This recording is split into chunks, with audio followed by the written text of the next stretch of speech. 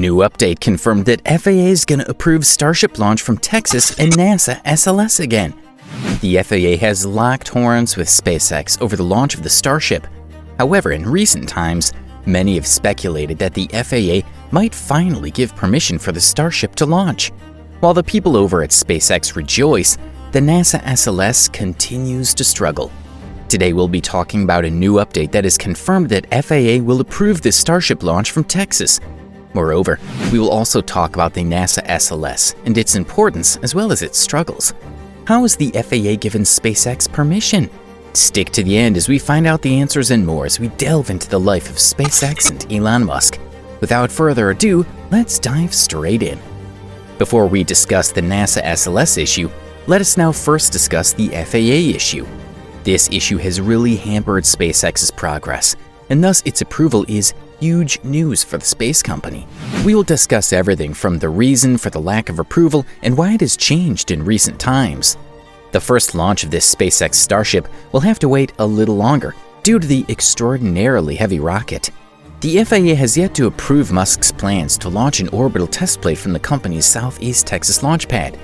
That won't happen until the FAA releases the results of the final programmatic environmental review, which was intended to be completed by the end of 2021 but was repeatedly postponed. The FAA just announced that the study would be delayed until April 29th. The final version of the evaluation was intended to be provided on March 28th, but the FAA said it was still analyzing and coordinating it with local, state, and federal agencies. However, that does not confirm anything. That assessment isn't a guarantee that SpaceX will be able to fly, as Musk and others have said that it might lead to a more extensive environmental impact statement, or EIS, postponing any Texas launch plans beyond 2022.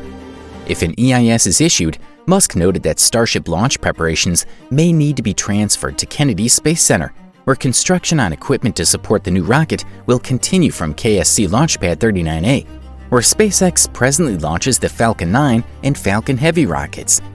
Even if it has to relocate to Florida, Musk announced in February that the world's most powerful rocket will make its first flight before the end of the year. To date, the company has flown prototype Starships to altitudes of roughly 6 miles without the booster and attempted landings in Texas with different degrees of success. There are only 3 or fewer engines in those than the new Raptor. The orbital version will be linked with this ultra-heavy booster, which will have 39 Raptor engines, 33 on the booster, and 6 on the Starship. Even if SpaceX wins FAA approval, the company has stated that its Raptor engines would be upgraded. So it's not like a rocket is waiting to launch. If the next test is launched from Texas, the plan is to launch a tightly packed version of Starship in Super Heavy, split them, and return the booster to a SpaceX vessel 20 miles offshore in the Gulf of Mexico, while Starship achieves orbit and makes at least one orbit around the Earth before landing in the Pacific Ocean. Texas, on the other hand, will remain the preferred destination for Starship testing. So, how are you liking the video? Another obstacle awaits. I'm pretty sure you'll have many questions. How does the rehearsal situation at NASA compare to the issues at SpaceX? Furthermore, what do you believe has a better possibility of traveling to Mars? So, when you're having a great time with your buddies, we've gone to great lengths on the effects of the FAA's environmental evaluation on the SpaceX mission. But you're undoubtedly wondering why NASA's SLS dress rehearsal failed. NASA concealed the month-long wet dress rehearsal at Kennedy Space Center on Monday, April 18, 2022. The cancellation will cause the Artemis 1 mission, which was scheduled to launch in June, to be delayed. Artemis is NASA's initial step toward a return to the moon. There have been numerous delays. 2 malfunctioning systems prompted the delay this week, which will result in major delays for future Artemis missions. According to mission controllers, NASA's unmanned SLS heavy-lift spaceship will launch in June, carrying the Orion crew capsule on a trial voyage across the moon. The launch, however, cannot take place until 2 of the ship's critical systems have been fixed. NASA has canceled the rehearsal, which was supposed to entail testing every phase of the launch except ignition during a simulated countdown, a live mission status update, and on Monday, April 18, 2022. At that briefing, Antonio Jaramillo, a spokesman for NASA's Office of Communications, described the SLS's next steps, as well as why they are being taken. NASA will return to the Space Launch System rocket and Orion spacecraft to the vehicle assembly building. Teams will replace a faulty upper stage check valve on the mobile launcher as well as a small leak on the tail surface mast umbilical, while the Artemis 1 wet dress rehearsal improves their system with gaseous nitrogen from an outside supplier.